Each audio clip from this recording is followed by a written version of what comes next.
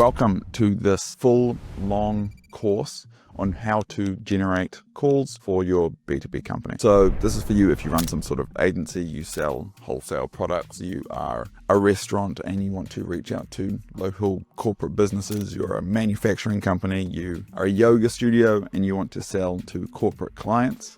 Essentially, if you do business with other businesses that use email, this course is going to show you how you can generate calls consistently. Cold email is getting harder, but also it's still the main mode of communication for most businesses, and so it still works. And it's likely that it will keep working until email is no longer the main mode of communication, which I think is going to be a very long time. So what I want to do first is I just want to draw a little diagram to show you where Outbound sits in the business. So let's say you've got acquisition, which is just acquiring customers, and then you've got fulfillment, right?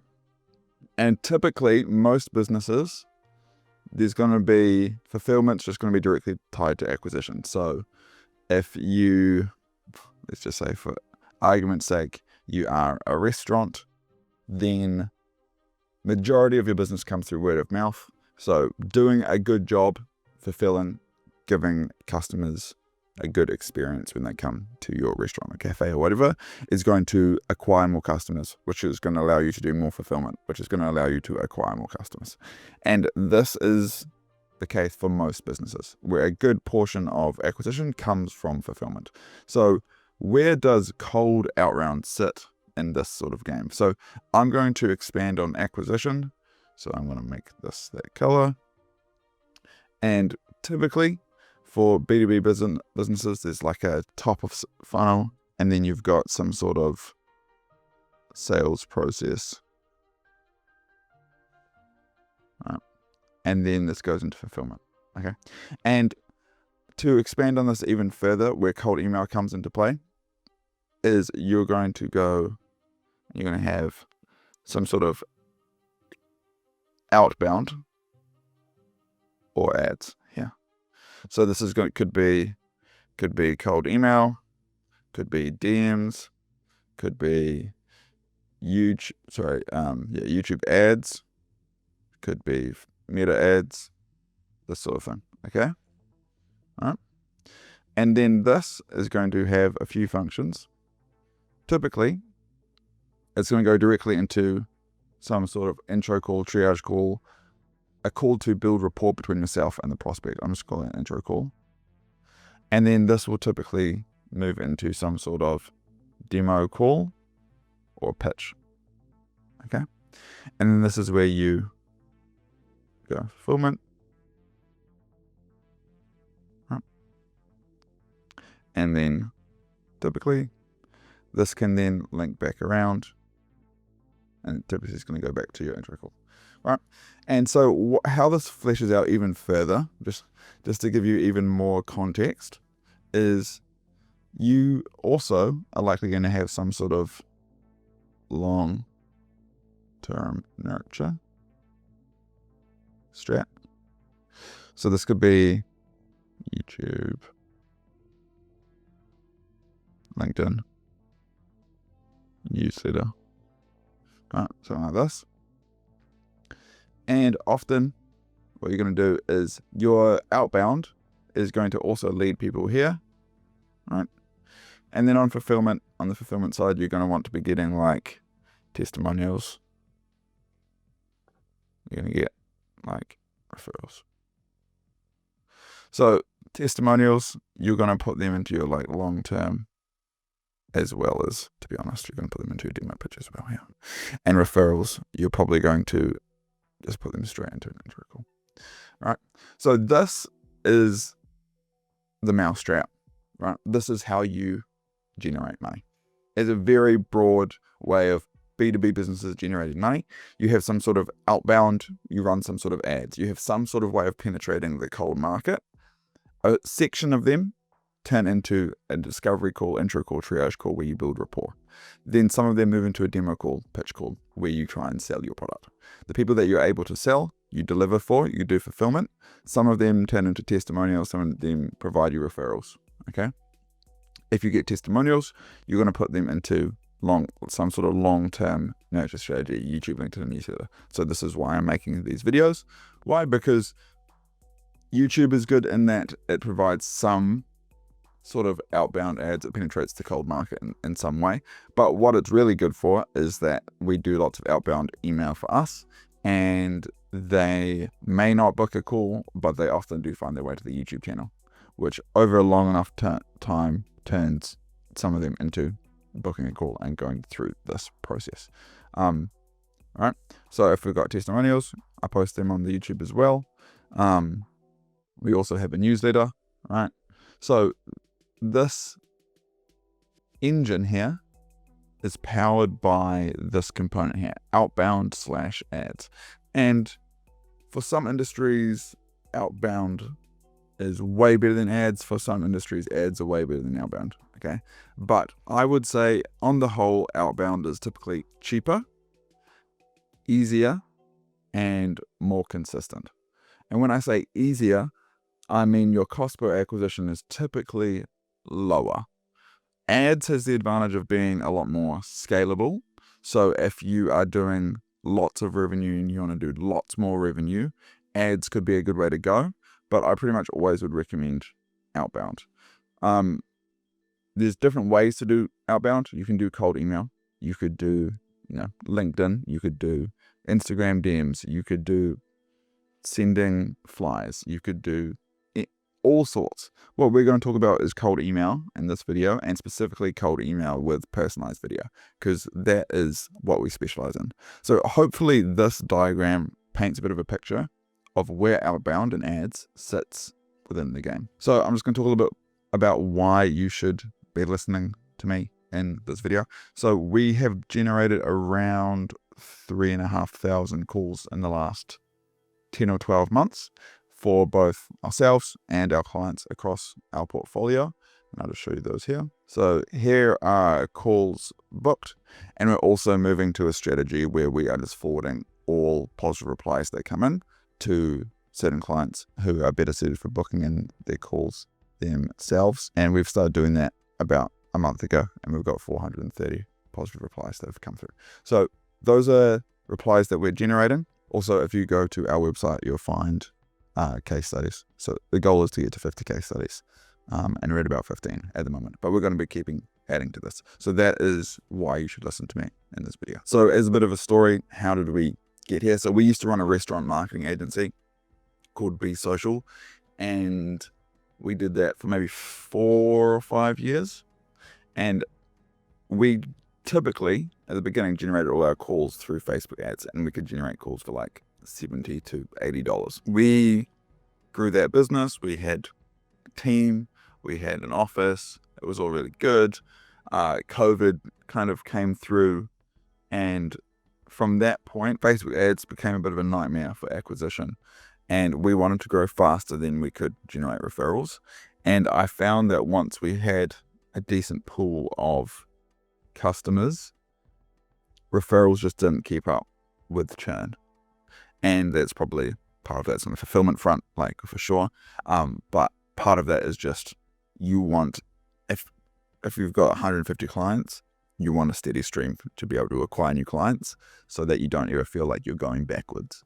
And Facebook ads is essentially getting too expensive. So we booked an Airbnb in the bush with good internet, and we had like a pirated Charlie Morgan course with us, and we essentially cracked cold email for us. And within 2 weeks, we were generating like 3 or 4 calls a day. And that is where our cold email journey started. And essentially from that point to now, we've refined and improved our cold email outbound process, as well as the market has changed since then, which means that you have to make changes. So I'm going to give all that knowledge away in this video. So I just want to show you this. This is what we're going to be doing.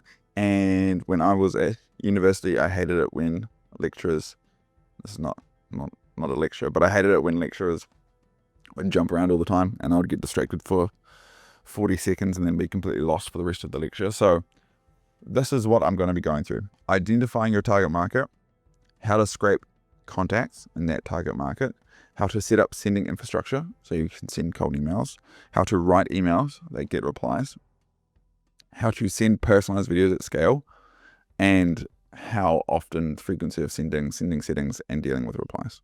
Okay, so the first thing that we're going to do is we're going to pick a niche or a total addressable market to go after and the logistics around that. So imagine this is you're working through this market, and this market is full of different vegetables and fruit, let's say, and each of those vegetables and fruit represents a different market that you could go after, a different subsect that you could go after.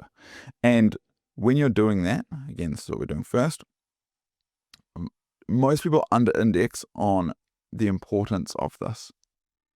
And it's extremely important because what is valuable to one market or industry is not valuable to another.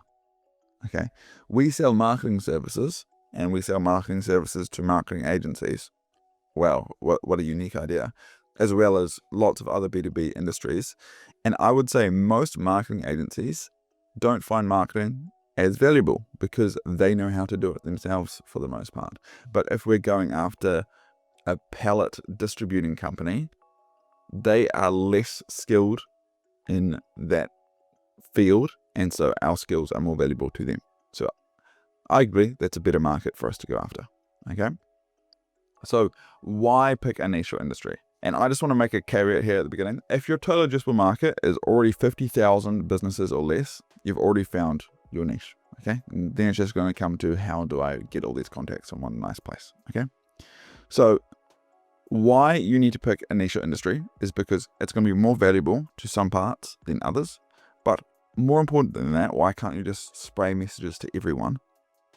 You need to persuade someone that what you do essentially is going to help grow their business. That's why people are in business, is to make money. So you need to persuade them that what you do is going to make them money.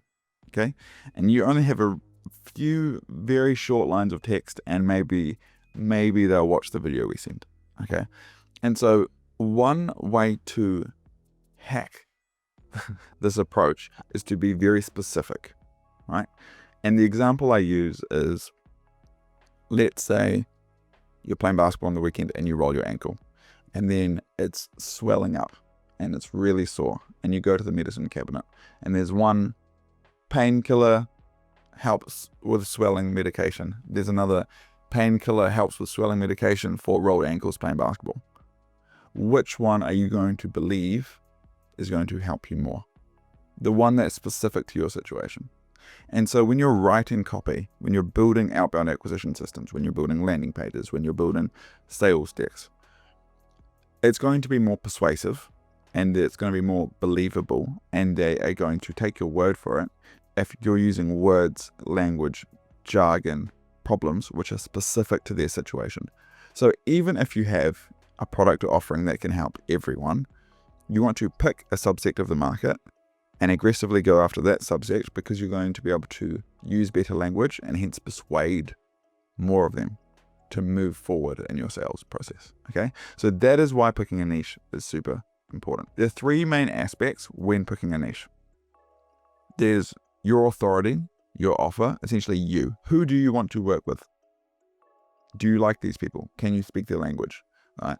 If I had a background of accounting and I had worked in the accounting industry for 30 years and now I ran a cold email agency, it would probably make sense for me to go after accounting companies initially, because I would have more authority. I could speak their language. I know their problems. I know the laws and legislation around doing cold email for accounting companies way better than the next person. Okay, so you are part of it. The niche size is another part of it. I'm going to talk about this probably towards the end of this long ass video, but you probably want to reach out to around 3,000 net new businesses minimum a month, minimum. And you don't ideally want to be emailing people more than every 3 months. So 3 times 3, you want at least 9,000 net new businesses. Ideally, you're watching this video saying, hey, I want to do 10 times that. I want to do 30,000 outreaches a month. Okay, you might need to pick a few different niches and set up a few different campaigns, but you are going to want to have niches which are like 20, 30, 40, 50,000 big. Okay. And then the last dampening effect, I must say, is the niche exposure stimulus fatigue. Like, you can come to me and say you want to go after dentists, and dentists have lots of exposure to cold email because lots of people want to go after dentists because, for whatever reason, it's an industry that gets a lot of cold emails, and it's an industry that has staff monitoring their emails and not giving your email to the decision maker, right?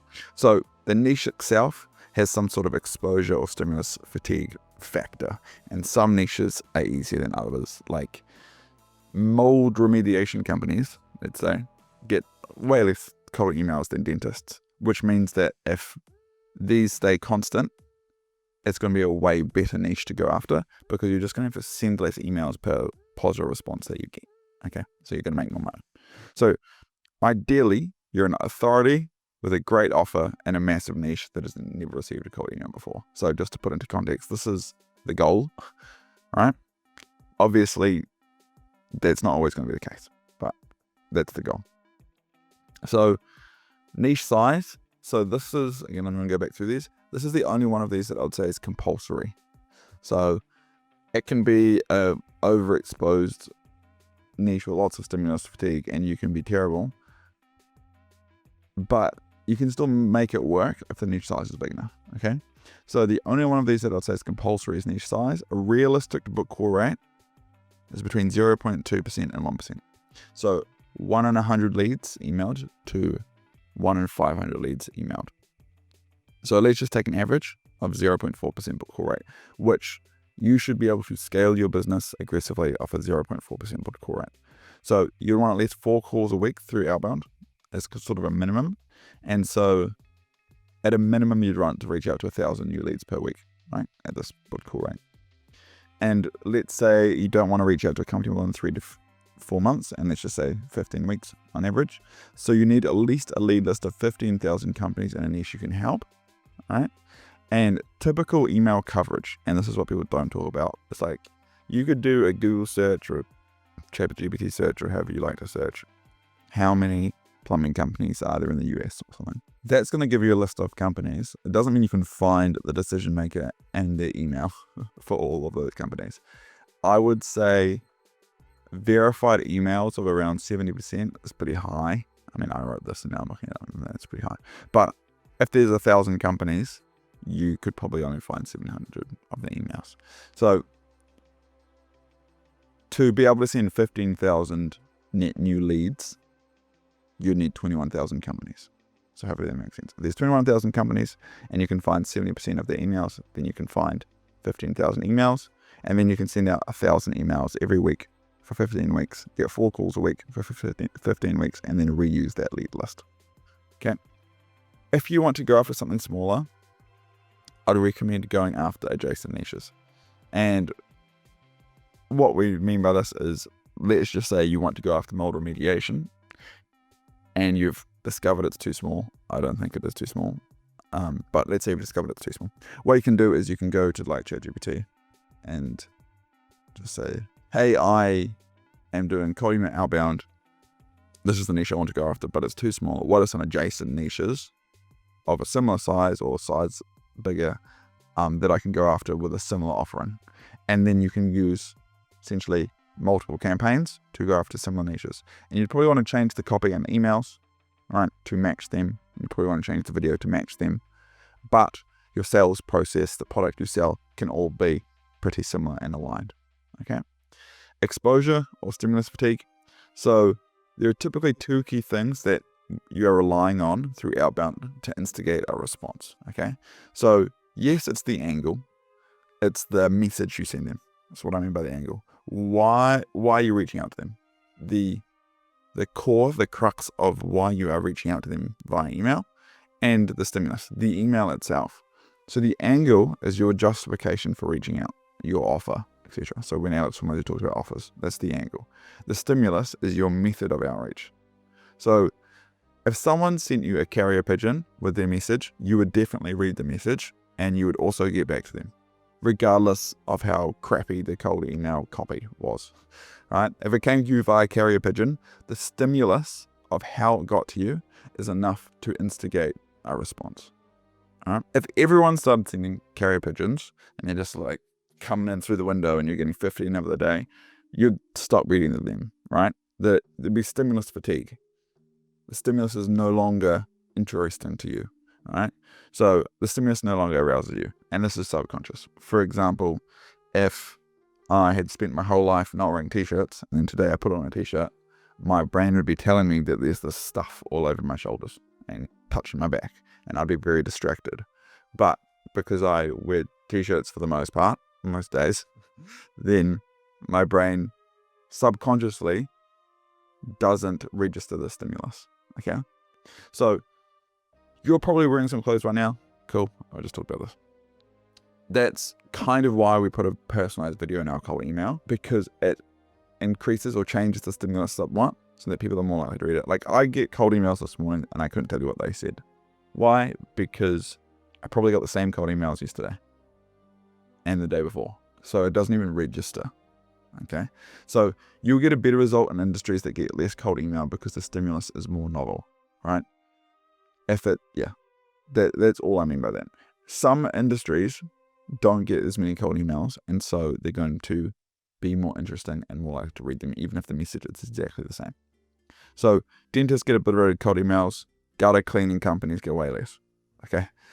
And this is typically because most people think dentists have a lot more money and so they want to work with them, right? The same offer will perform better in a niche that gets less cold emails. The last thing I want to talk about from this diagram is you. So your authority and your offer also dictate what niche you should go after. For example, we have a client that currently works with chiropractors, and I'll typically not recommend people to go after, so they're a marketing agency as well that works with chiropractors. Super saturated niche, right? So he has over 100 chiropractor clients, and his offer is, I have 17 patients that are looking for a clinic in your area. Can you take them? We'll also call them and book them in, so you don't need to pick up the phone. Right? A very, very, very good offer. And although it's saturated, of course it works. And everyone reading this will be like, yeah, I can see why it can work. So this is an offer that only he can make. Right? So you have to think about what offer you can make. If you can only work with a limited niche, then you need to just make it work. No niche is perfect. So some extra notes. No one really talks about this, but a local market can be your niche. So if I'm in London right now, I could just say I work with London businesses.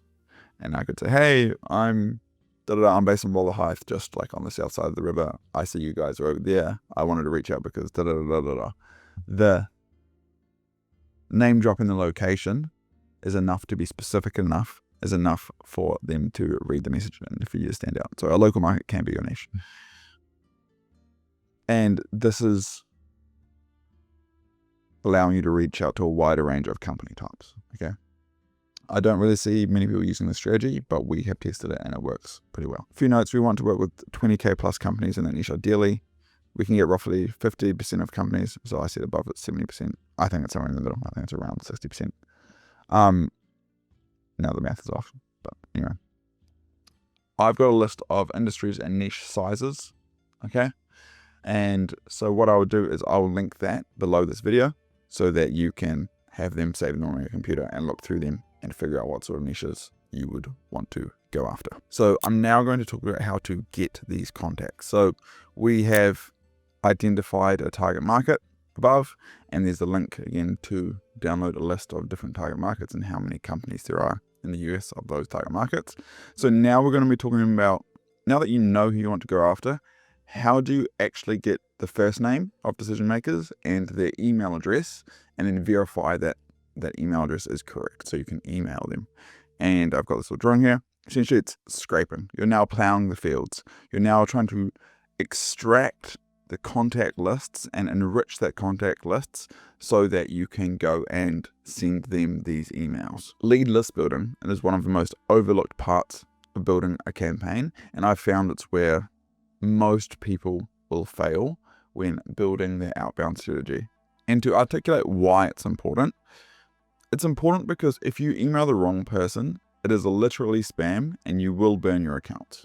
So if you had this awesome product for accountants and you accidentally email the hairdresser next door and it doesn't make any sense to them, then they should mark you as spam and your accounts will burn and your outreach will fail, right? Because you scraped the wrong list of people, okay? So it's not just the message, it's the message market fit. And so if that market is inaccurate or you can't scrape it properly, then it's not going to go together well. If you create your lists like everyone else, the lists will be ran through. Essentially what I'm saying is the stimulus fatigue we're talking about up here. Yes, it's the niche itself has had exposure, but also people within that niche have had exposure. Meaning that if it's a list of pet stores that everyone can find, then those are the lists that are most likely to be emailed. If it's a list of pet stores that nobody else in the world has, then they're probably not emailed. And so you'll be the only ones emailing these pet stores, and hence the stimulus fatigue will be lower, and hence you'll get better results. So you want to be able to build a good list and create your own, ideally, so that other people haven't emailed the people on this list. If you can build a list that no one else has, you will have an unfair advantage. And I would say this is where we are quite good at this game. So you will need to find the businesses. So you're going to first find the businesses that you can help. Then you're going to find the decision maker at these businesses and their name.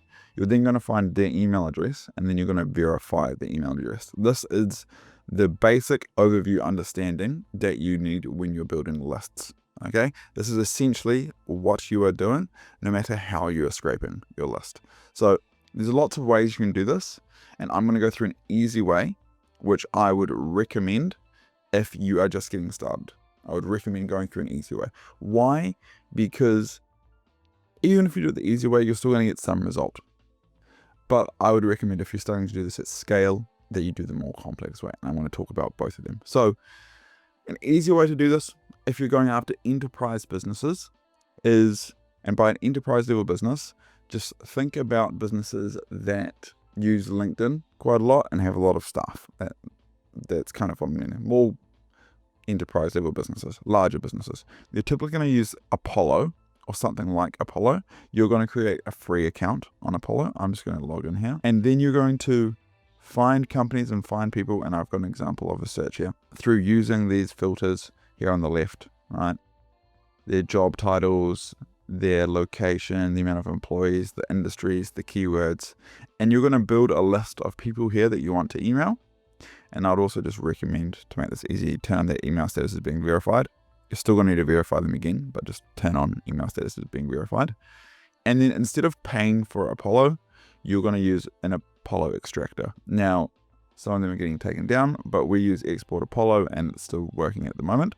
So I would recommend you this. You're going to then create an account. You're then going to take this, you're going to copy it, and you're going to put it into here, and you're going to make a lead list, and you're going to buy some scraping credits, which are going to be these. And so it's $158 for 50,000 scraping credits. Now, this doesn't mean you're going to get 50,000 leads, right? Because you might not be able to verify 20-30% of the emails, even though they say that they're already verified. Okay. So this is how you would then scrape them. So if I go back to here, this is, you've found the businesses, you've found the decision maker's name, you've found the emails, and now you need to verify it. So if you do the export Apollo, which is, I reckon is the beginner way to do enterprise, then you're doing these three, and then you're going to verify them. Now, with the verification, I recommend using Lead Magic, email verification. I've found that they tend to have the best coverage. So I would recommend using the email validation tool here. And we use it. And I'm going to show you how we use it with some other stuff as well. So that's easy. For local businesses, I would recommend either the Apify Google Maps Extractor or D7 Lead Finder. So D7 Lead Finder gets a lot of heat. Well, it used to, anyway. I think it's pretty good for the price point, to be honest. It's, if you look at their plans, it is, you'd probably want something like this. £100 a month for 30,000 leads a day. So that's way, way, way cheaper, right? That's, let's just say 120 USD, something like that, 130 USD for 90 to 100,000 leads. And where if you're looking here, 100,000 leads, so it's like half the price. Okay. So you'd use something like D7 Lead Finder. And by D7 Lead Finder, when you search, you're going to be searching for industries, plumbing companies. So this is good if you're going after local businesses. And by local businesses, it's a business that serves their local market. Okay. Why this is different is because the business that serves their local market is going to be using Google mostly to rank themselves because they want to attract local businesses. So we're talking like hairdressers, lawn maintenance companies, plumbing companies, these sorts of things. So you can either use a D7 Lead Finder, which, like I said, gets a lot of heat, but it's probably a good way to start is when you're getting into this.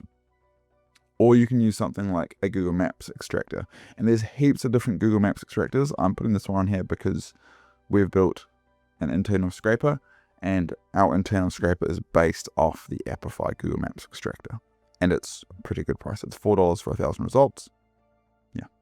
So that is what I would recommend. And again, what we've done here is you've already identified your target market. Let's say it is plumbing companies, mold remediation companies, or it's accountants or something.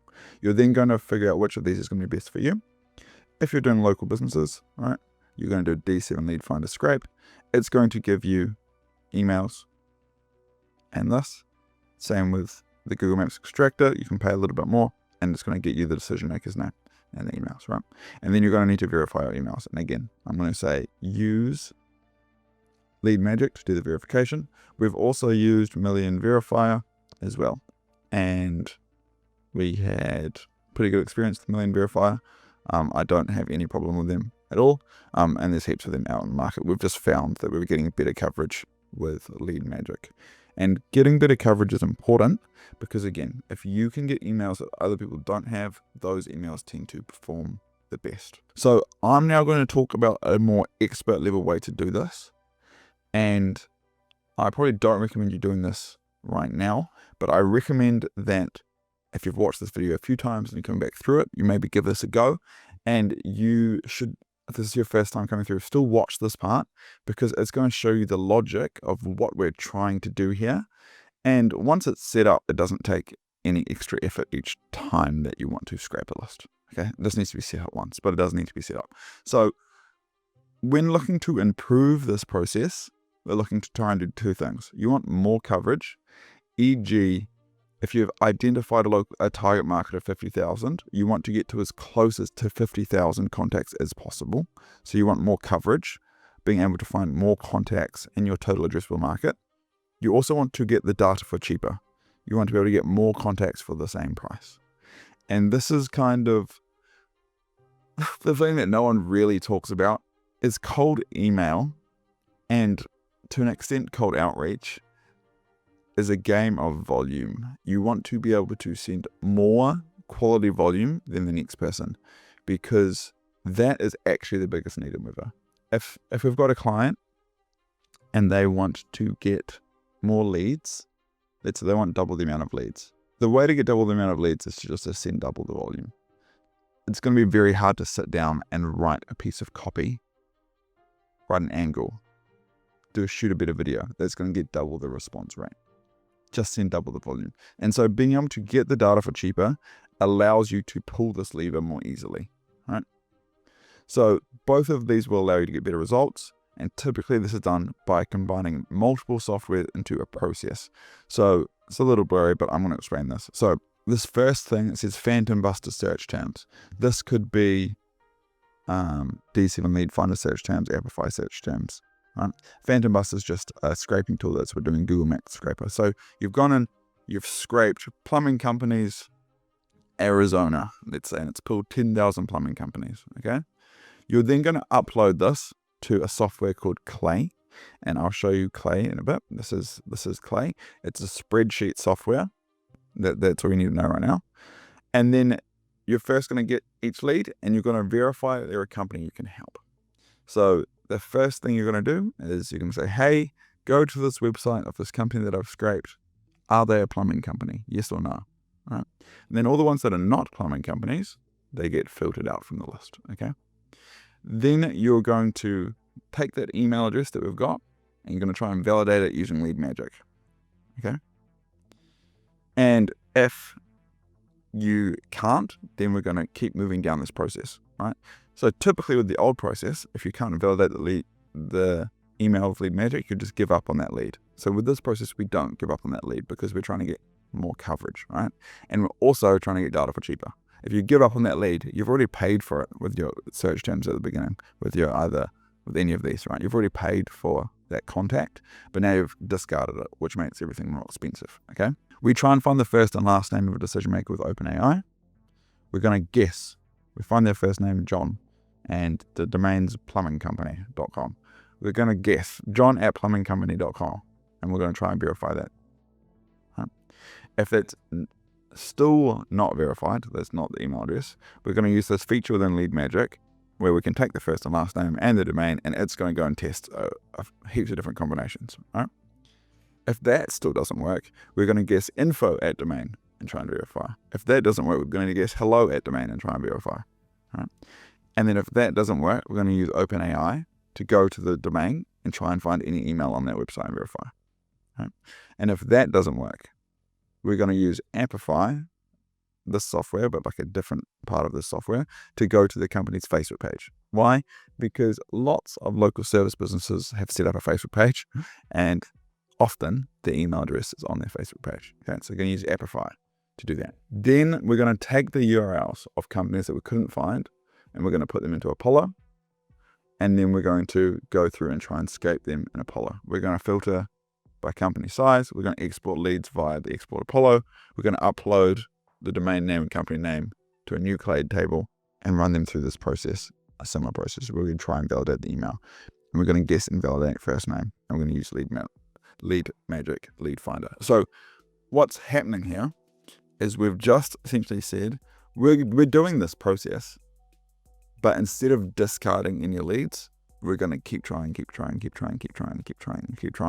so that we get more coverage.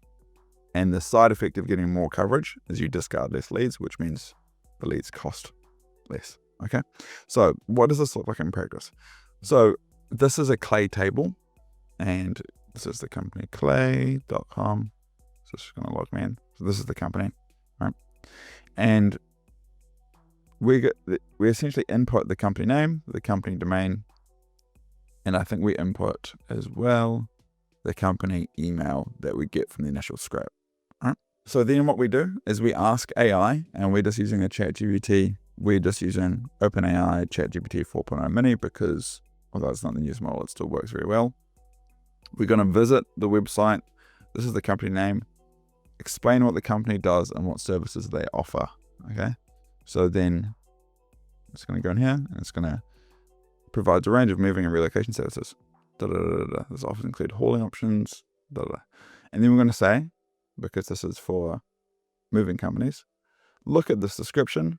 Based on this answer, does this company provide services related to moving? Yes or no? And because it's a this one, no. General purpose machinery manufacturing. Okay. So we want to filter out people that are not moving companies in this case. Why? Because our copy will be literally spam to these companies. Right? We then normalize the domain, put in the email, decision maker's first name. Right? We're then going to try and validate this email that we got from scraping. Right? And we can see that some are valid, some are invalid. Right? We're then going to guess first name at domain. Right? We can see some are valid, some are invalid. We're then going to use the find work email that Lead Magic has. Right? We're then going to guess info at domain, and you'll see that like, although it's just a random guess, sometimes we find valid emails. Right? Then we're going to guess hello at domain. And again, for moving companies, I don't know if many of them are called hello at domain. No. But the lovely thing here is that we only get charged if we find a valid email. Okay? That's the way the Lead Magic works. And to be fair, that's the way most of these validation tools work. So we don't pay for any of this until we find one valid email. And when we do, it's extremely cheap. So now we're going to try and find one on their website using AI. And again, we're going to try and see if it's valid. Cool. Then we're going to find their Facebook page using AI. And then we're going to use this Apify actor, right, to see if find their Facebook email, and then again, check if it's valid. And so like lots of these will be valid. Okay, cool. And then what we're doing is these are all the verified master ones. So you can see our coverage here is pretty good. We're getting most of them. Okay. And that is the full advanced process that we're using. So once this is set up, all we need to do is duplicate this, upload new lead list, and then the only thing we actually need to change is this. Does this company provide services related to moving? If it was hairdressers, does this service provide companies related to hairdressing? Okay, because that's the dequalification. Okay, so that is our advanced method that we used to scrape lead lists. Now, one other thing I will say is we do mostly local business scrapes, and we do mostly local business scrapes because we can use this method to build them. Okay, and because of that, we can essentially do them in a way that not many other people can, and we get better results because we've got more coverage. Everyone can do the Apollo to export Apollo scrape, and it's probably the most common way of scraping leads. Where does Apollo get its leads from? LinkedIn, typically. So essentially you're doing a LinkedIn scrape, which is great, but most people get their data from LinkedIn. Okay, so there's just one thing to note here. Now, what I will also do is I'm going to put these clay templates below this video, right? So you can sign up to clay if you wish, and you can use the template. So what I would recommend is probably just going and saving this template at some point, or at least downloading this and saving it in your emails. And so that if some point in the future you want to do this, you can do this. If you're going to use Phantom Buster for scraping, I've got a link that you can use that essentially pays me. But you do not have to do that. And like I said, we've moved to Apify just because we're building it in-house, and it was easier to build it in-house off that. So Google Sheet for scraping. Essentially what this allows you to do is often when you're using a Google Maps scraper, it can scrape from like a Google Sheet. And so if you wanted to scrape, let's say, all of the US, right, and you wanted to do plumbing, this sheet allows you to put in plumbing companies, and then it might be like water, heater, installer, etc. And you can go and put in your types of companies you want to go after, and this is automatically going to populate the locations. And then you would use something like Phantom Buster, I'll show you how that works, to essentially say, hey, I'm going to connect the scrape to this sheet, go down column A and do all of these scrapes, right? So instead of having to do them one at a time, you can essentially just set the sheet up and then attach it to whatever scraping tool you're going to be using, and it's going to scrape them all at once. So there's a link to that, there's a link to the clay tables, and there's the link to the clay tables from Export Apollo. So again, if you're using Export Apollo, you might want to double check that they actually are in the industry so you're not sending spam to them. So this is where you're going to do that. Okay. So that'll also be linked below this video. Next, I'm going to talk about your cold email infrastructure and sort of what sending volume you're after. And this is the base, this is the foundation of how to build a cold email campaign. So we've done identifying your target market. Who are you going to go after, and why you're going to go after those sorts of people. We've talked about how to scrape those contacts. And now we need to talk about how to send emails to these contacts. Okay. So email infrastructure, or also called infra, is a nebulous term for the software and systems that you use to send cold emails. And the fundamental reason why this exists is because you can't just do them from your primary domain, right? And you can't do them from your primary domain because you will burn your primary domain. Essentially, some people, if you email enough random people, it doesn't really matter how good the email is, some people will mark that email as spam. And if you get enough people marking you as spam, you are spam. And so your emails are going to start to land in spam.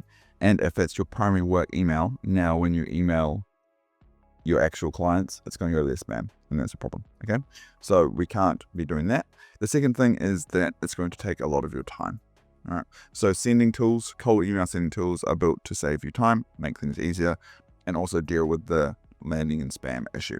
Okay, so what do people actually mean when they talk about an email infrastructure? So typically there is some sort of sequencer, right? And a sequencer is the software where you connect your copy, you connect your leads, your lead list that you've scraped up here, you connect your email accounts, right? And then that is going to do a few things. Typically, sequencers also have a warming tool, and I'll talk about warming in a bit. They're going to send emails, right? And then they're going to receive emails from people that have responded to those emails. And often there's like an inbox that you can use there, right? So I'll just quickly show you our Smart Lead account so you can sort of see what it is in practice, okay? So if you've done marketing stuff in the past, then this will be familiar to you. So what we do is we've got campaigns. So if I go into a certain client, we've got campaigns, right? And this campaign has sent this amount of emails. It's got this many replies. Okay. If you click into that, you'll see how many emails we're sending on this campaign per day. And this is kind of the crux of what's going on here, is we're sending these emails. But we say this in the first line. We connect appraisals with people who need non-lending residential appraisals, often divorce cases or settling in the state. And then we follow up with our video that we put in here. Okay. And then as part of the setup, we're going to connect our sending accounts. So this is 101, should be 100, but it's got 101 email accounts attached, right? So this is going to send out emails, and you can see we've got 433 campaigns that are sending out emails. Okay. So to put it back into this diagram, Smart Lead is the sequencer. You can see we wrote some copy, and we attached some email accounts, and we also uploaded leads to this email account. We come in here and we upload and import leads. We upload a CSV file of leads that we're going to email. Okay. And there, prospects will reply, and they'll come into this big master inbox that we've got, and we maybe get like 100 to 200 replies back to this inbox each day. Okay. So that is what's going on here. So you've got a sequencer. We use Smart Lead. You can also use Instantly. I would recommend using either Smart Lead or Instantly, because they're probably the most common platforms that are kept up to date. Email, Bison is also good. So these are like the three main ones that people use. We use Smart Lead. Why? Because we used to run Instantly. Then we wanted to use the APIs to build our automations, and that was easier in Smart Lead. And now that we're sort of set up in Smart Lead, we're going to keep using it because a lot of our automation is built off it. So that is the email infrastructure as a whole, right? You've got some sort of software where you attach copy, leads, and your email accounts, right? So this part, the scraping and verifying leads, is what we talked about up here. And then attaching your email accounts, you need to buy domains and emails through a reseller or an SMTP provider, okay? And that's probably what I'm going to be talking about now. So if you want to sign up to Smart Lead, we've got an affiliate link. I'll put it down below. Again, why would you use that? Just to say thank you to me. Not with anything. You do not have to use it. Emails and domains. So you're going to need domains and emails, right? So why is that? I'll just show you briefly. So you're going to have a domain. So for example, this is our domain, carrotsnotsticks.com. And then typically you have my email address, which is hawani@carrots.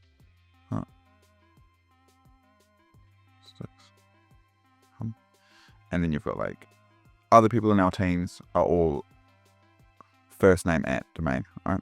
That's how our domain's built. And that's typically how domains are built. Sorry, how email accounts are built. Another name, all right? So what you want to do is you're going to do something similar. You're going to buy a domain, and that domain could be outboundpro.com, right? And then once you have bought a domain, you're going to set up these email accounts, and it can be, if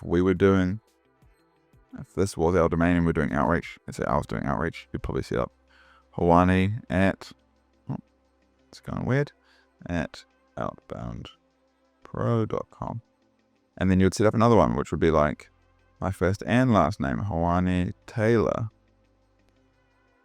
at outboundpro.com. And depending on if you're using Google or Microsoft, it's going to depend on how many of these email accounts you set up. But just for clarity, this is a domain, and these are the different email accounts, right? And so most people, depending on when they start, how we started is we just set these manually up. So we go to GoDaddy, we'd buy a domain, and then we would set up a G Suite or a Google Workspace, and in that Google Workspace we'd buy these email accounts, and then we would, once you have them, you'd go to Smart Leads, you'd go into email accounts, and then you would, set up your email accounts. But you can see there's over 10,000 now, so it's not a super practical thing to do. Okay, so what you would do, right, is instead of doing it yourself manually, there is typically 2 ways now. I want to say 3 ways that you can do this. One is you can go to a reseller. Okay, so a reseller, I've got some examples down here. Resellers essentially are partnered with Google or Outlook, and they can sell you inboxes on bulk, and they can help you with the setup. Right? So this is Zapmail. They're one of, actually there's lots of resellers, but I'm just showing you a few ones. Zapmail, cheap inboxes. And you can see the inboxes are cheaper as well, like significantly cheaper than if you set them up yourself. And they will then attach them to your Smart Leader Instantly account for you and help you with all the setup. Okay, so you can do that, and you can either buy domains in their platform typically, or you can buy domains yourself and take them over, which is typically a little bit cheaper. If you bought something on Portbun, lots of people just buy them on Portbun when they're for sale. So see what's on sale for Portbun. You are typically just want to use .com and .co.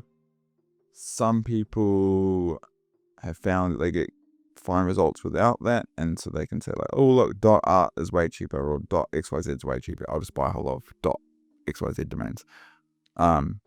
We've honestly only tested .com, so I'm not the go-to resource on what's better, but some people have success with other ones. Lots of people say don't use anything but .com or .co, right? So just to recap what I've been talking about, there's a sequencer, all right? Sequencer is where you're sending emails, replying to emails, running copy, adding the leads. As part of setting up your email infrastructure, as part of the sequencer, you need to attach email accounts. You can go and do them manually by buying domains and then setting up email accounts in either Google or Microsoft. However, that's a pain. So you probably just want to do it cheaper and faster by using a reseller. Okay. So that's where we're up to. An even easier way to do it is just to buy them within Smart Leader instantly. Okay, so they've got these things called, if I go to Smart Lead and I go to email accounts, I can click Smart Senders, and you can just buy them through vendors here, and they take a cut. And I'm sure I can probably find, it's powered by Zapmail, Google. So this is $4.50 per mailbox, and on Zapmail it is 10 mailbox, additional mailbox $3.50. So like 25% more expensive, but it limits the amount of software you're using. All right. So you can either buy them straight through here, instantly does the same thing, but you can buy them within, or you can look at like an SMTP provider, which again, essentially how this works is sending mail transfer protocol, I believe. Don't quote me on that.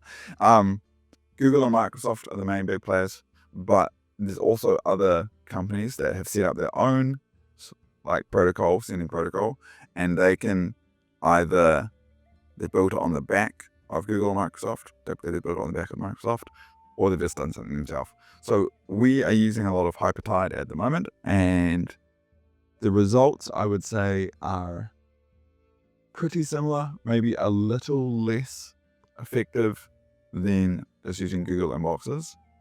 Bear in mind, we're mostly emailing local leads. So there's that, except it's cheaper for us because of the volume we're sending, and it's way easier to set up. So we're actually getting better results in the long run. So there's lots of things that factor into getting good results. I would say if your inbox is very complex, like ours got to, then moving to an SMTP provider where they can handle all the setup at scale for you is a valuable thing to do. So we've moved to Hypertide recently, and we're getting I'm really happy with what's happening. We're essentially being able to send like double the amount of emails without the hassle. Okay, so you can use an SMTP provider, you can use resellers, you can buy within the sequencing application.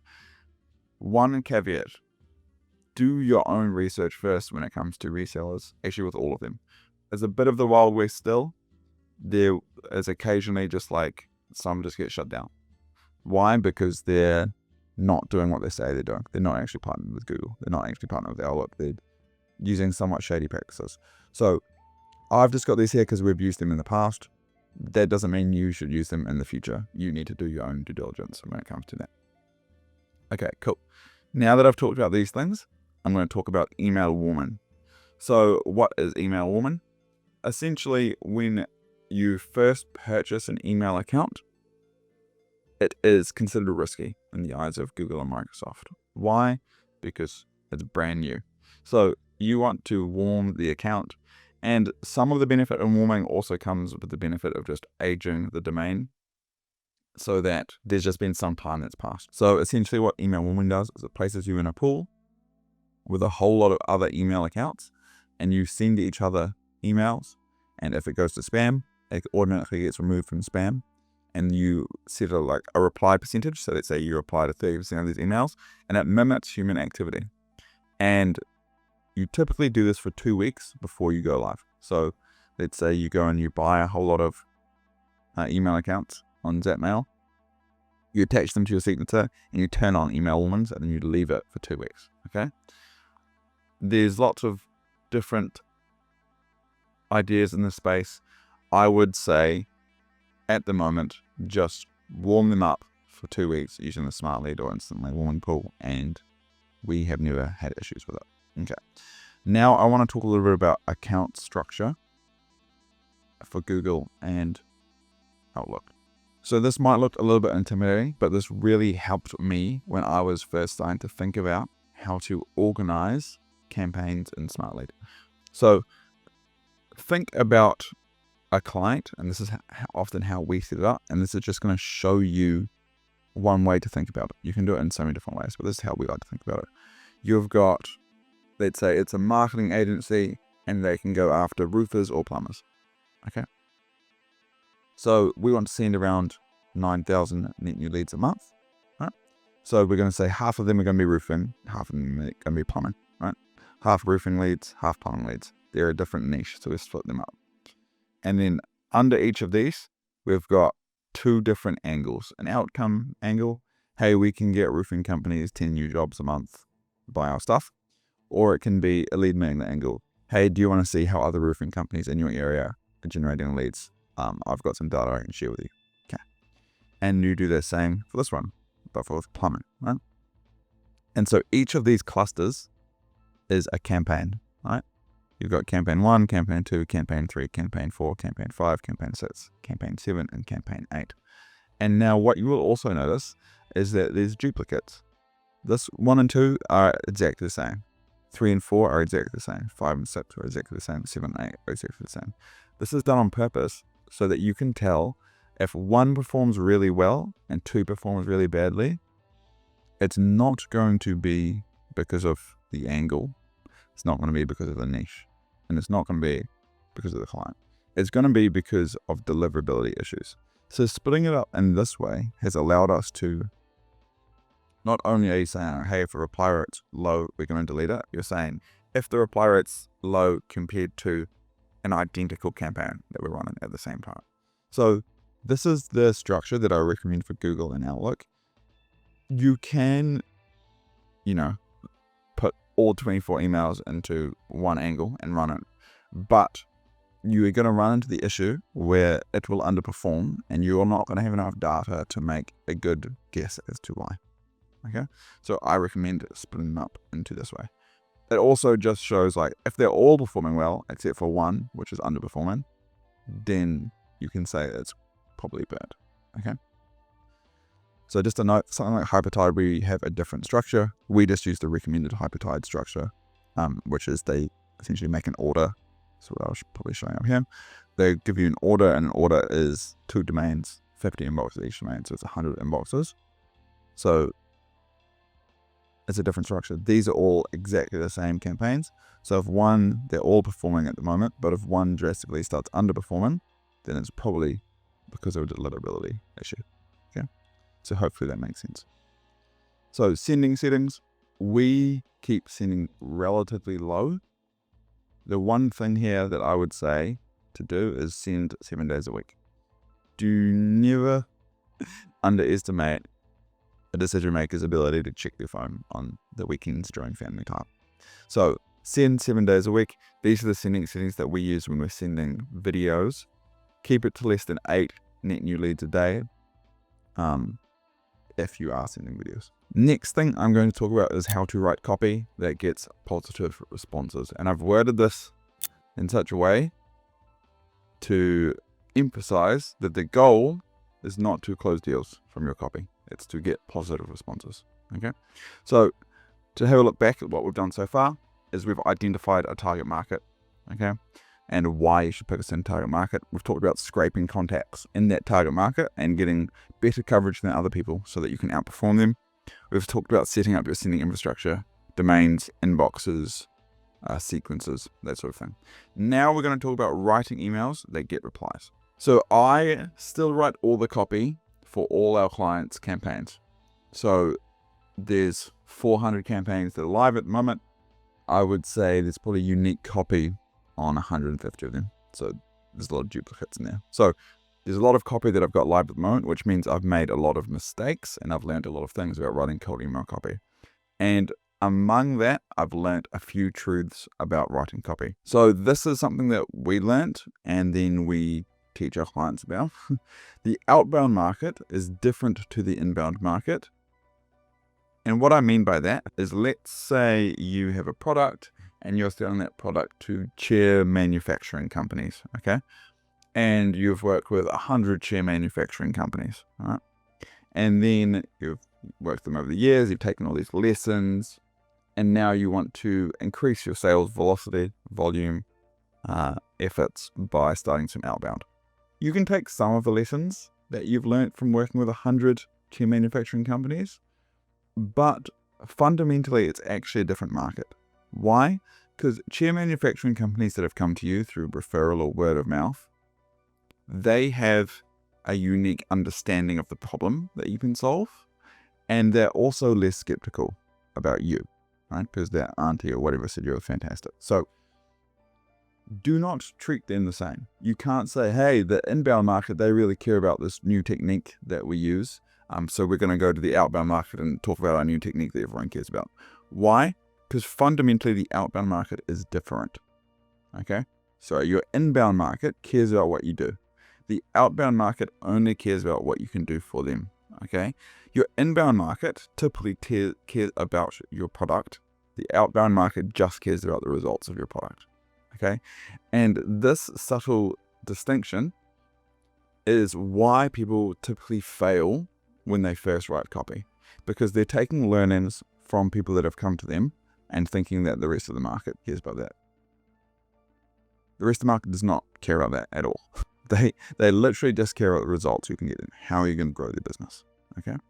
So a next truth is that the goal of the copy is to book a call. Okay? The goal of the copy is not to sell your product. You're not going to be able to sell your product in a few lines of text to somebody who's reading it in 14 seconds and is skeptical of you. Okay? So the goal of the copy is to book a call, or in other ways can be said is to move the sales conversation forward. Okay? This is top of funnel. This is not try and close deals. Okay? And next truth. Start with the most attractive thing and then work backwards. What I mean by this is people typically are relatively hesitant. They'll say like, oh, we can't do any guarantees. Oh, we can't say that we can get in this result. Oh, we can't, make a compelling offer. We can't do all these things. And then they get no positive responses and spend a whole lot of money. And then they'll be like, oh, okay, maybe we can say we can do this guarantee. And still people don't care. Oh, maybe we can say we can do an even better one. Still people don't care. Until they get to the point where they're offering something which is compelling enough to generate positive responses. A far easier approach is say, what is something I can write that will get positive responses? Cool, let's start there. Because if you still don't get positive responses, right, the thing should get positive responses, then you can look at your cold email infrastructure and your setup and your lead list building and all these things. The outbound market is more skeptical than you believe. So your offer is going to have to be better than you believe. Okay, so start with the most attractive thing. All right, if you still can't close deals with the most attractive thing, then great, there's a good learning to have. If closing deals is stupidly easy and it's now hard to fulfill, then you work backwards. Okay, and the super attractive thing can be a lead magnet, can be something you do for free to start a sales conversation. It doesn't have to be that you work for free or something. Okay. But you want to start with something extremely attractive and then make it less attractive if you get too much sales volume. And again, that's a good problem to have. Another fundamental truth, you're going to have a stab, you're going to have a go, you're going to have an attempt. You're going to try to get people on the phone, figure out what they actually want to buy, and then change your copy to match. Okay? So the market will tell you what they want. The outbound market will tell you what they care about. Okay? So you want to talk to as many prospects as possible. And if they all say, yeah, I want more commercial jobs, like I get hits residential jobs, that sucks. I want more commercial jobs. I want more commercial jobs. I want more commercial jobs. That's a sign that you can change your copy to say, hey, we can get you more commercial jobs. Right? So listen to what the market wants, right? And then try and change the copy to match what they actually want, and then match that with what you're selling. Okay? A great offer can patch over a lot of issues. A bad offer will tank the campaign, regardless of if you've nailed the rest of it. So this is the crux of what's going on, is that you're emailing somebody. It doesn't matter how good you are at writing copy if they don't care about why you're emailing them. For example, we think that all businesses need more leads, right? And that is not true. Not all businesses need more leads. For example, we have experienced that copy that works for most home services companies doesn't typically work for electricians, because a lot of electricians don't need more jobs. And so it doesn't matter how good copy you can write to electricians saying you can get them more jobs if fundamentally they don't want more jobs, they need more staff. Okay, so a bad offer, if you offer like a database reactivation campaign for e-com companies, if they don't care about a database reactivation campaign, it doesn't matter how good you are at writing copy and how good your deliverability is, you're going to end up going to spam and you're going to fail. So a great offer, if you offer something that is super compelling, it doesn't matter if the copy is terribly written and you've misspelt their name and you haven't set up your inboxes correctly, it's going to work. Okay, so this is the easiest thing to fix. Okay, and how do you fix it? You talk to people. Right. So copy versus offer. Copy is the words that you are writing in this email. The offer is the crux of what it is you're saying to do for them. And this offer, in this context, can be a lead magnet, or it can be like the Alex Hormozi style offer. We generate plumbing companies 12 water heater installations per month, and if we don't, it'll work for free. It can be either of those things, right? And the copy, again, is just the words that you're writing in this email. You can go ahead and test whatever you like, but this is the process that I use and I would recommend. There's two main angles that you want to test. You want to test a lead magnet angle, and you want to test an outcome-based angle. So the outcome-based angle is typically saying, hey, we can help grow your business by this amount. That's essentially what you're saying. That's the outcome of using your product. We can help grow your business. Okay, even if it's you can save them money on staff why you wanting to save the money on staff so they make more money. Okay. And then you want to test a lead magnet angle. Right?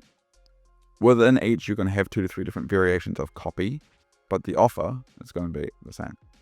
This will not only allow you to find a winner, but it will also allow you a better shot at diagnosing deliverability issues, and we'll talk about why that is.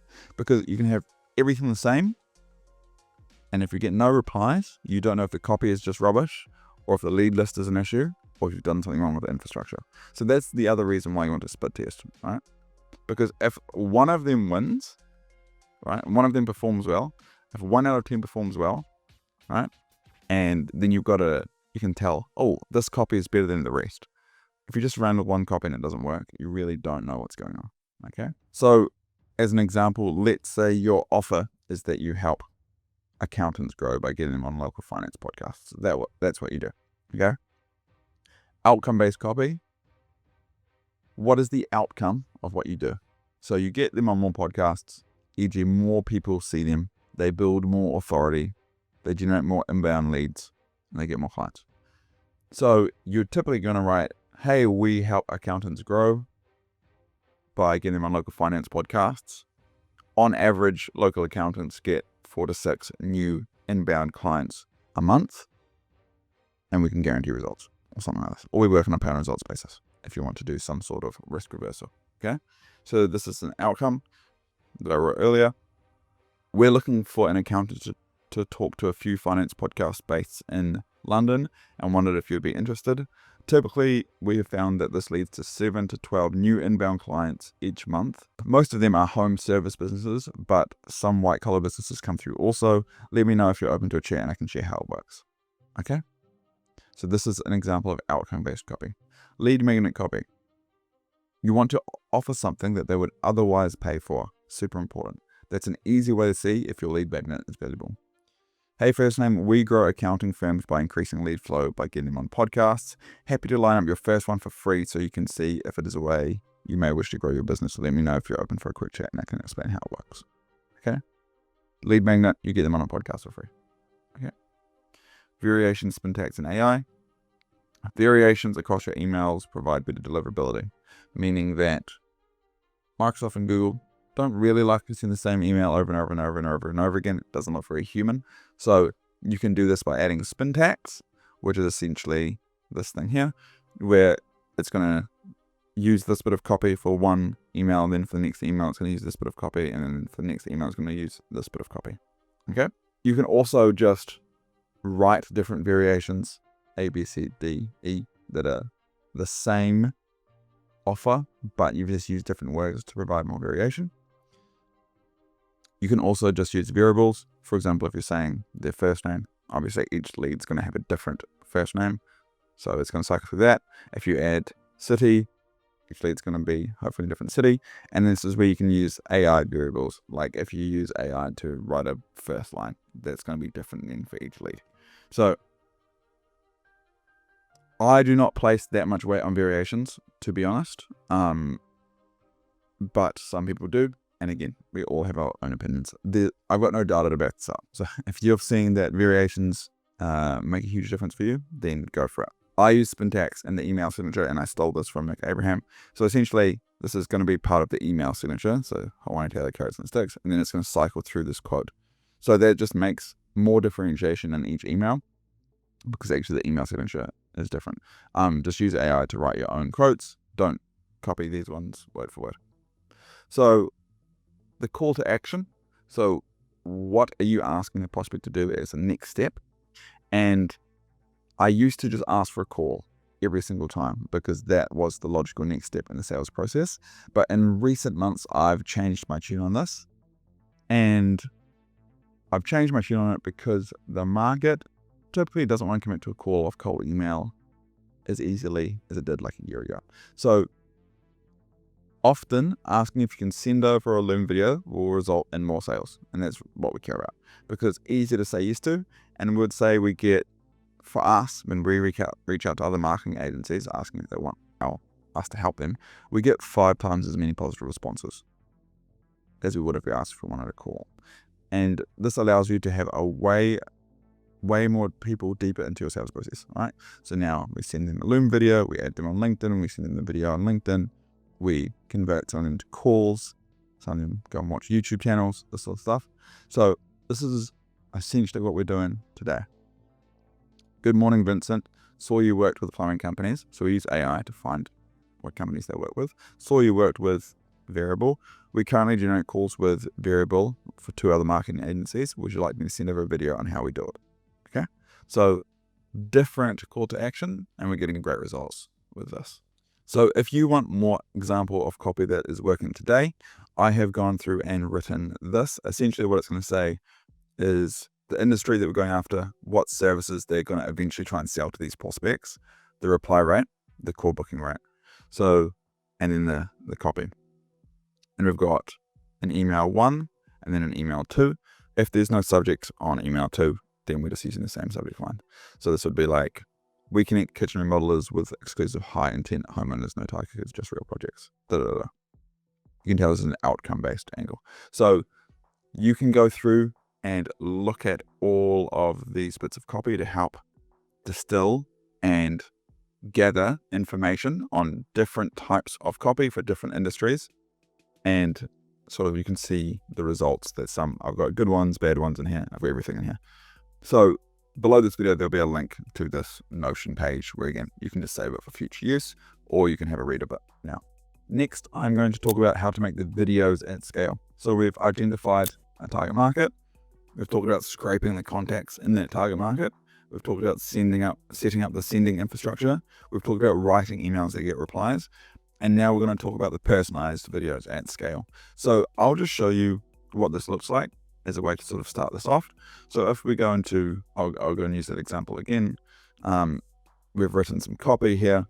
We connect appraisers with people who need non-lending or residential appraisals, often for divorce cases or settling an estate, okay? And then we follow up with this thumbnail embed. Don't worry about how come we've got like a random bit of code in there at the moment. On the final review, this is what it looks like. So we're going to go scheduled, just so I can see the ones in the future. And you can see on the email 2, they get this video, okay? And if you open up the video, it's going to say video for Laura. And residential appraiser, I wanted to send you a quick video. And then we go through, and Rob, in this case, has shot the video. He's only shot this video once, but for Laura, it's on Laura's website. For Lee, it's on Lee's website. For Stefan, it's on Stefan's website, or Stephen. Right? And so each client feels like they've got their own personalized video, okay? And they just click on it, and it will open. And then they'll watch it, okay? So how do you do this? We use PitchLane to do this.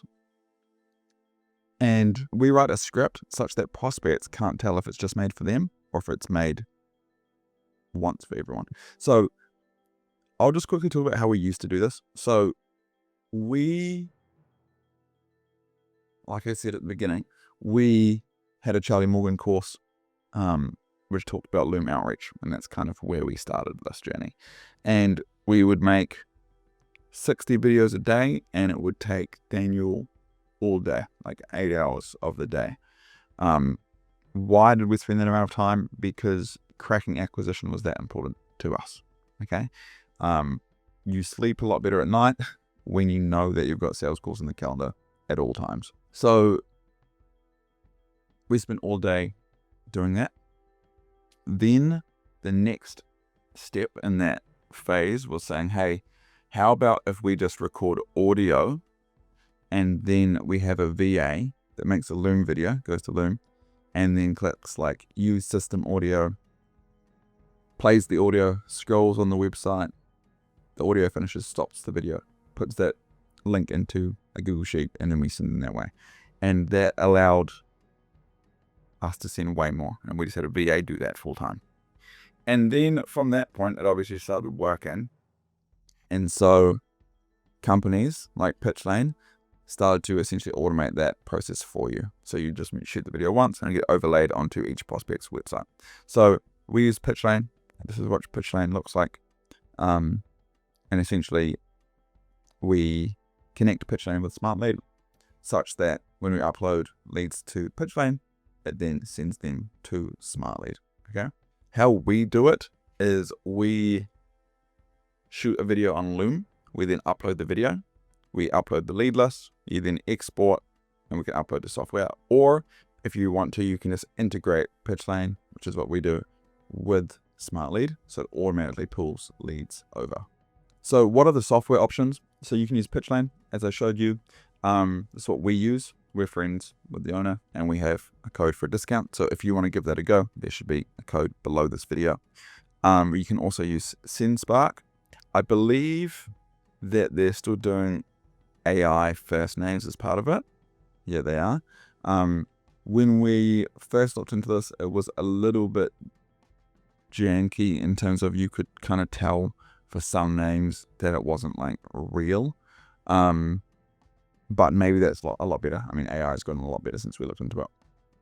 And then here's another option that we haven't used, but it's always good to give you options to look into. So those are some options. So talking about shooting the video, you want it to feel genuine. This is the most important thing. When I shoot a video, I just make it super casual. So like I'll open the video and just be like, hey, hope you're well. Sorry, I know it's a bit weird for someone to make a video on your website, but I sent you an email and I thought this would just be an easy way to put my face to the name, and then I'd go into my page, right? So you just want it to feel genuine, you want it to feel real.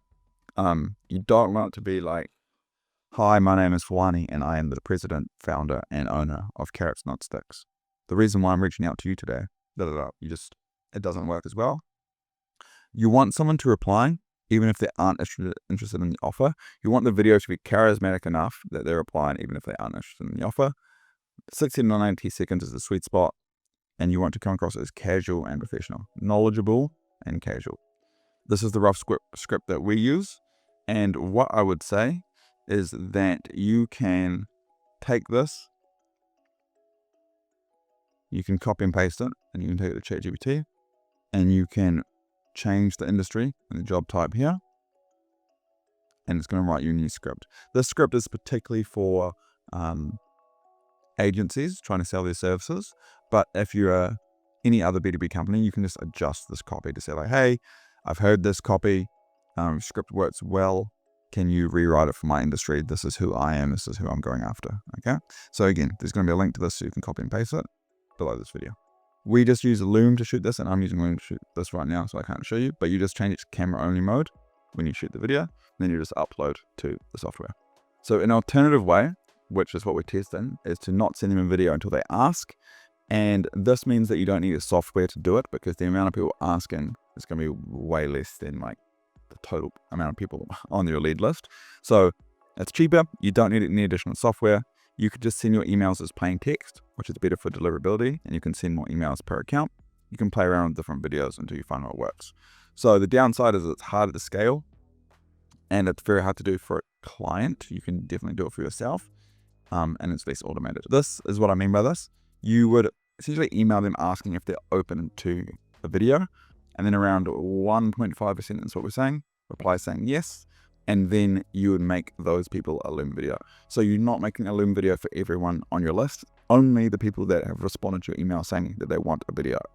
And this means that they don't need to do these videos at scale, and so it's an alternative, cheaper way, which we're seeing lots of success with. So finally, I'm going to talk about how to send and nurture leads into a call. So again, we've identified your target market, we've scraped contacts in that target market, we've set up sending infrastructure, we've written emails to get replies, we've sent personalized videos at scale, or we've asked if they want a video and sending them, and we're now talking about sending and replying. So how many do you need to send to generate lead flow? Naturally, this varies a lot, but on average, we generate a call per 200 to 400 emails we send. So around a 0.3% booked call rate. If you see people on LinkedIn preaching better results than this, then either they know something I don't, which is totally viable and possible, but more likely they have a very specific message for a very specific target audience, which isn't that big, so it's not super scalable. Or they just have a killer offer, and hopefully you can come up with a killer offer for yourself.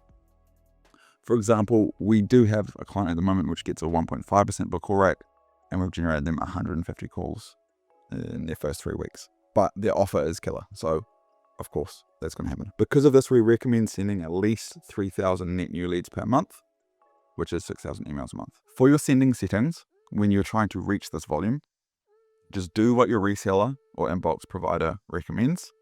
And the only thing I would add, as I talked about earlier, is sending 7 days a week and also send on public holidays.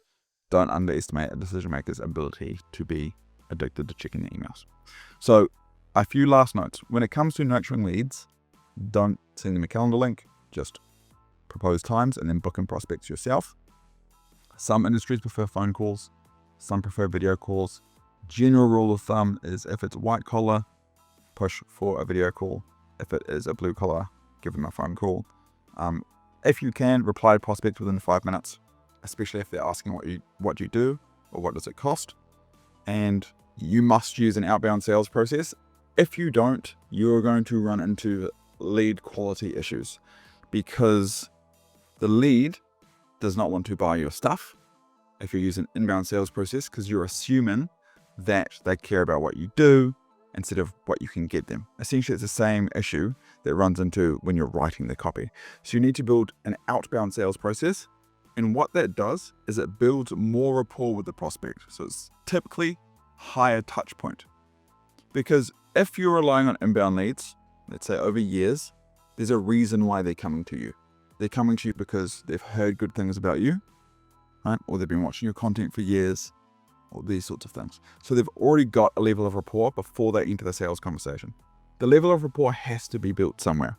So we use a golf analogy. Essentially, we say that got a golf ball on the tee box and it needs to get to the hole. It has to get to the hole through some process.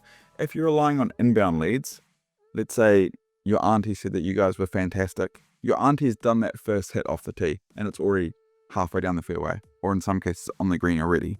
And the sales process just needs to be good at tapping the ball in the hole. If we're doing outbound, they haven't moved far off the tee box by the time the salesperson talks to them. So the salesperson has to build all that rapport, right? Show social proof, do all these things, and move them all the way to the green to put them into the hole. There's a lot more work to be done with outbound leads. And so you need to use an outbound sales process. Otherwise, you're going to have issues with the lead quality because the majority of leads aren't just ready to be tapped into the hole, right? There's a far more high touch point sales process. And we use a 2-step sales process. We do a discovery call and then a demo call for us, right? For some of our clients, they'll do 3 phone calls. Some of them will do a 1-call close. There's a whole lot of different things, but typically you're going to need a higher touch sales process, and you're going to have to overcome skepticism by building rapport with prospects more than you typically would from an inbound sales process, okay? So that's a whole nother topic to be dived into. And I'm sure there's going to be videos on my YouTube channel about this. So I really appreciate you making it this far into the video. There's a lot of content here, and I've tried to somewhat put it in order that makes sense and to somewhat cater for all different understandings about this topic. So I appreciate you making it this far. There should be a whole lot of material under this video, which you can copy and paste or download or keep for reference, which I brought up at certain points throughout this. If you want to have a call with either myself or somebody else in our team, there should be a link below this video. That's if you want to just like stress test your current process. I'm always happy to just chat to people. Or if you want to see if we could be potentially the people to help you crack outbound, you can book in a call with us there as well. And we can see, if there's some crossover. So I really appreciate it. And I'll see you in the next video. Peace.